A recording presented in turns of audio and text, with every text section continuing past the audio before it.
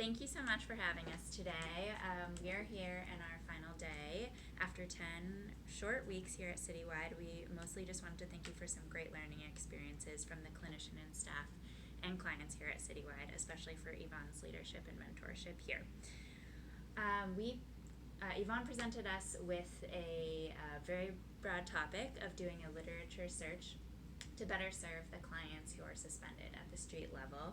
And we all got a chance to sort of rotate and go downstairs and experience that firsthand. But in 10 short weeks, we'll never be able to fully understand the breadth and depth of the work that goes on here at Citywide. And so our following presentation really comes from our observations paired with the literature that we found. And this assessment is really used to start conversations, to be there to fall back on if you want to continue on and have these research touch points. But we know that we are looking at this from a surface level, and the folks that work here do so much more that we don't even get to see behind the scenes. So this is just a beginning point and a jump-off point. So as nursing students, this whole year, they've been really driving home the nursing process for us, and we use the nursing process as the framework to think about this community needs assessment. And the process sort of follows this circular cycle of assessment, so really understanding the scope and the landscape of your population and what's going on, then diagnosing, so finding a specific issue at which you could potentially intervene, planning an intervention, enacting that intervention, and then always reassessing the intervention, whether it's working, what needs to happen going forward, and how to improve outcomes for patients always, and then going back to assessment in order to continue the process and continuing to improve outcomes for clients and for enhancing the safety of staff. So with the assessment, our initial directive from Yvonne was pretty broad. So at any given time, some clients will be suspended from going into Citywide either because of environmental or health reasons, such as having bed bugs, or for behavioral issues, usually violent or disruptive behavior. So we were asked to focus on clients who are suspended for behavior reasons and to find evidence-based practices that could enhance the overall process of serving suspended clients. Breaking that big directive down, we saw 3 distinct interrelated levels of intervention at play here. So there's prevention. How do we prevent clients from being suspended? Process support. How do we enhance the support of suspended clients and staff that serve them at the street level within the current framework? And reintegration. How do we facilitate suspended clients to reintegrate successfully back into the Citywide community? We are focusing on the process support level of intervention for several reasons. Based on our conversation with Yvonne, it seems like the most acute need at the moment is to support for the current process that's happening. Staff genuinely want to help serve the clients at the street level, as well as ensure the safety of the non-suspended clients and the staff. As students, we do not have expertise in the areas of prevention and reintegration. We decided to keep our intervention on the process support. We did some research into the prevention and reintegration, and we'll address them at the end of the slide.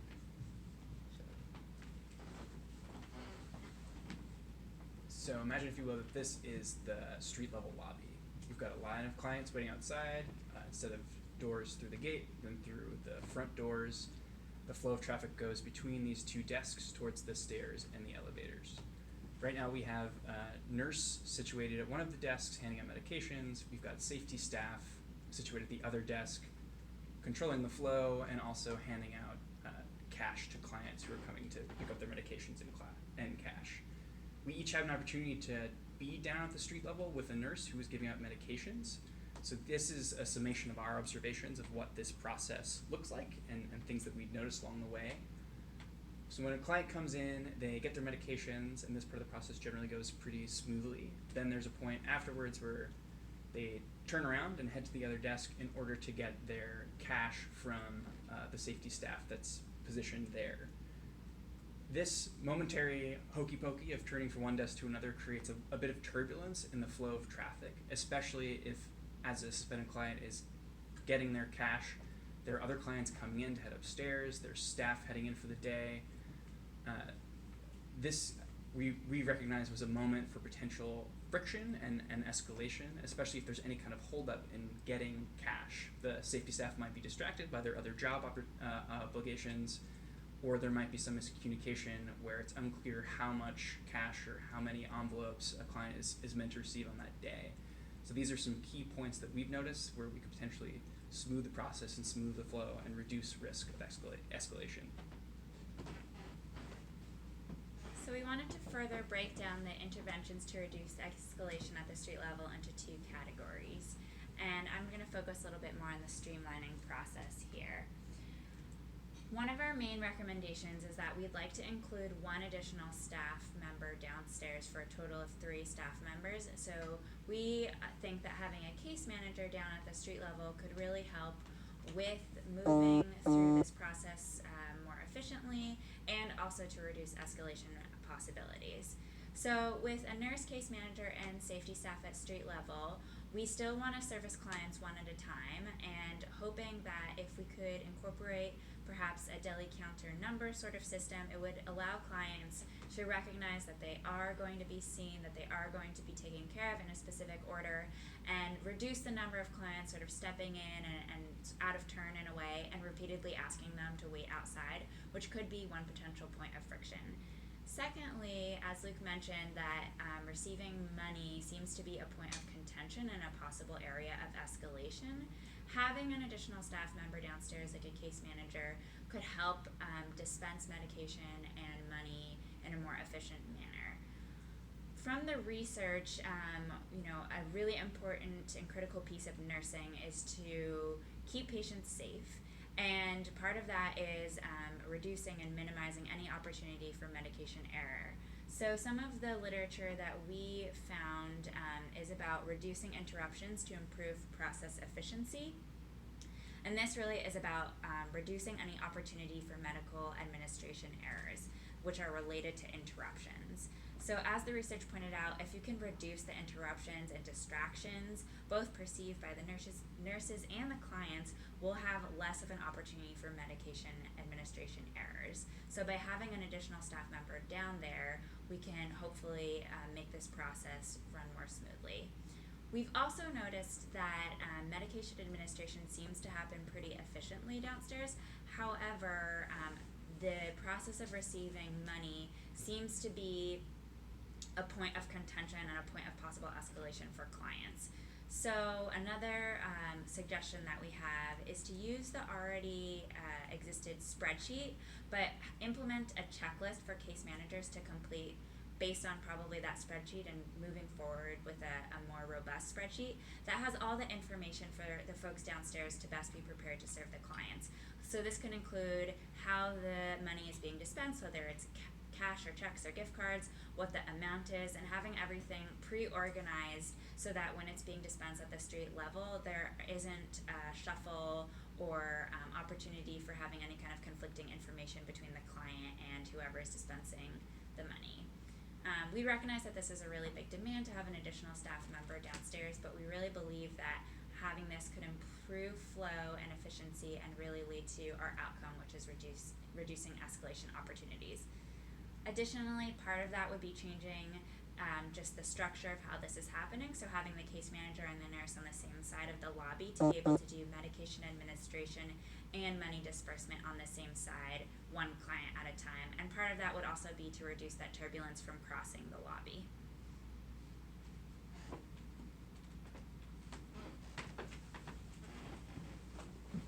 So in thinking about the environmental design of the space in the lobby, the first thing we thought about was reducing the number of people in the lobby at one time, therefore reducing the incidence of client on staff violence, and also reducing the staff and client distractions when dispensing medications and money. And a very simple answer to this question we thought was really just making use of the back entrance of the building and having staff enter from the back entrance in the morning. As far as other environmental considerations regarding the lobby, we delved into some literature that talks about the impact of the built environment on emotions and on physical feelings of well-being. And we came up with two ideas regarding one, the acoustic environment of the lobby as a potential factor for either inciting violence or minimizing violence. And there is some evidence in the literature, specifically even with regard to people experiencing schizophrenia, that the acoustic environment can have some effect on emotional state. And specifically, there were some ideas about interventions involving creating soundscapes for a built environment. For instance, recorded sounds of things like the ocean or a tropical rainforest. This also would delineate the lobby environment from the outside environment of the street, which is naturally much more chaotic, and welcome someone coming into the lobby and welcome them into a specifically designated space for peaceful interaction. We also thought about music as a possibility for the sound environment in the lobby. There is some evidence that music can actually enhance concentration and soothe someone's emotional state. And we also thought about visuals in the lobby, the visual environment, specifically the idea of color. Now we noticed that there already are some beautiful things in place, like a lot of really nice plants in the lobby hanging from the mezzanine and on one wall. We also noticed the mural that exists on one wall.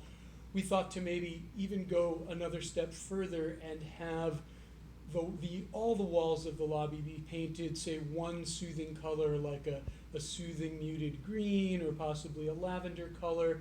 One article talked about color and its effects on the psyche, and the possibility that, say, red is a very exciting, inciting color. So thinking about what colors would most create a soothing environment in the lobby would be worthwhile.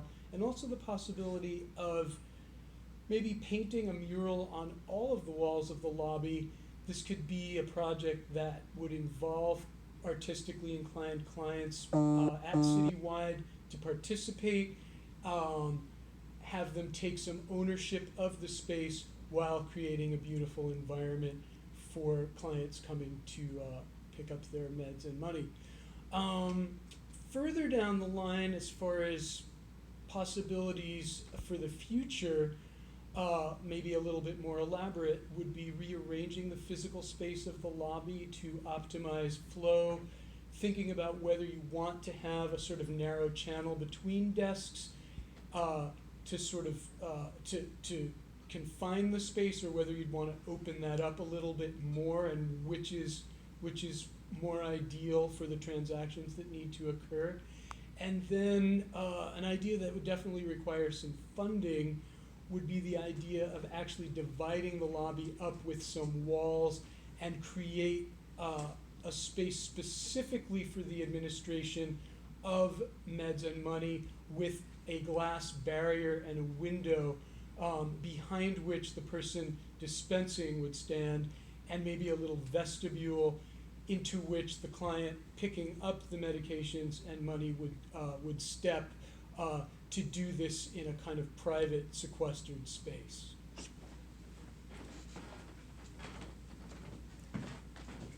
We've walked you through the nursing process so far. Assessment, the first step of assessing the situation on the street level with suspended clients, diagnosing the issues and how to use interventions to enhance the current process, and then we come full circle after we've made any interventions in the nursing process to reassess. And we recommend measuring the effectiveness in two different ways to see if any tweaks are needed and if the intervention is effective. Measuring it on two levels, objective and subjective. You're well equipped at the moment with two cameras in the lobby and a 4-way camera on the street to be able to observe and document any escalations that occur or hopefully don't occur. Objectively, we want to reduce the number of escalations and the severity of them when they do happen, and to have the most ideal outcomes as possible from those escalations, and to ascertain the need for increased staff or outside support. Equally important is subjective perception of the changes, and that would involve getting staff feedback from staff at the street level. Both, it could be perhaps a brown bag focus group where staff share their opinions on the interventions, or maybe something more anonymous like a 5-point Likert scale that asks them to strongly agree to strongly disagree with the new interventions that have been put in place. And by doing this, by this process of reassessment, we'll be able to determine the path going forward. So we focused on the process support level for this particular presentation because we wanted to be able to provide some recommendations that were concrete and hopefully actionable and impactful for the current process. But we are also thinking about the prevention levels and the reintegration levels, which are out of scope for us right now, but could possibly be used as a jumping off point for other staff or for other ideas in the future. In looking at the prevention level of intervention, we thought about using a possible screening tool to assess for the risk of violent or disruptive behaviors, and that this could help earlier identify clients who are either at high risk for these kinds of violent behaviors, or alternatively screen out those who are at very low risk for violent behavior. Having a tool might give a common language and a metric to case managers, providers, and nurses that could help to streamline the decision-making process about when to suspend a client. So this tool up here, and there were many, but we just chose one that are already in existence. This one is from Singh et al. In a paper that's called A Novel Approach to Determining Violence Risk in Schizophrenia, Developing a Stepped Strategy in 13,806 Discharged Patients. So this study followed patients who were discharged from the hospital with a diagnosis of schizophrenia for up to 33 years for violent behavior, and they developed this simple tool to screen out individuals with schizophrenia at very low risk of violent offending. Screening out patients who are at very low risk could screening out patients who are at very low risk of violence prior to a more detailed clinical assessment could help the risk assessment process. And something like this could enable staff to more efficiently direct more resources to support those who are at a higher risk for violence. The process currently is very individualized, as it should be, about deciding whether or not a client should or should not be suspended, and we hope that a tool could help streamline that process.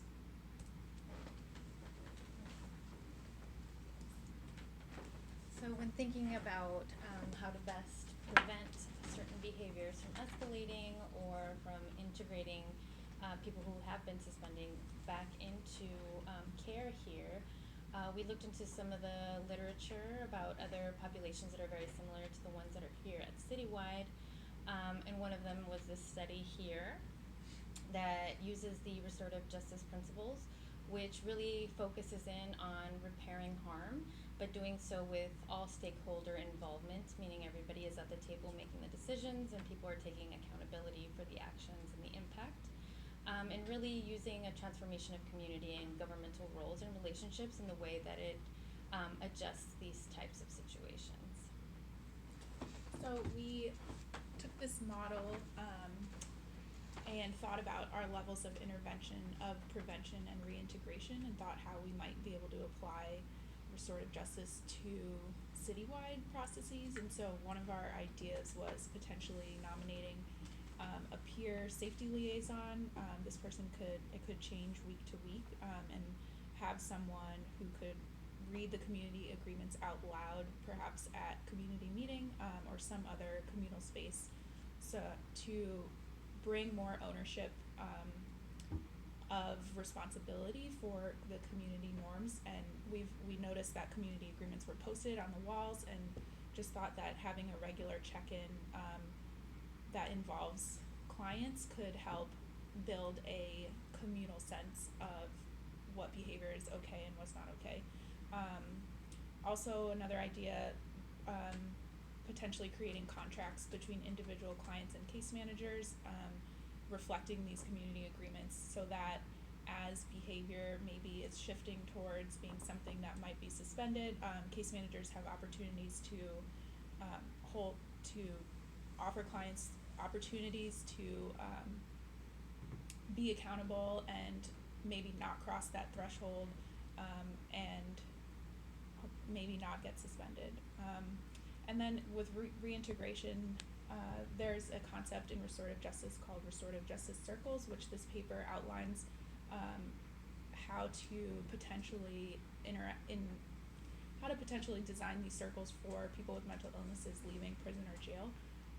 But the idea is to maybe bring a meeting of folks together, bring the person who has caused the harm, bring peers, bring people who have maybe experienced the harm, and really create a space where collective ownership of the problems can be discussed, so the person can identify what was going on for them when they caused the harm. People can talk about how it felt to experience this harm as a community, and try to create a sense of social support in bringing the person back into Citywide and establishing community norms. Yes. I wanted to leave you with one final resource you can take advantage of. The Center for Care Innovations is a nonprofit that specifically supports clinics and organizations that serve the safety net population of patients and clients, which Citywide certainly does. There are a couple different opportunities that you could potentially look into. There's the Catalyst program, which is a series of in-person workshops, a relationship with an innovation coach that can build capacity in human-centered design processes. So basically, it's just a different approach to look at and observe situations, think about innovations and solutions. It's a free program to be part of, and they actually also offer stipends to cover staff time, transportation, things like that, so that people can participate fully. There's also the Safety Network Innovation Network, Safety Net Innovation Network.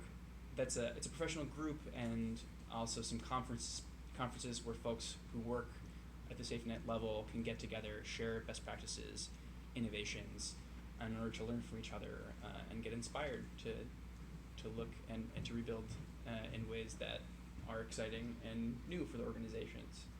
These slides will be available to you, and they're included is a list, our bibliography here, of the different sources and literature that we reviewed to put these slides together for you. Thanks a lot.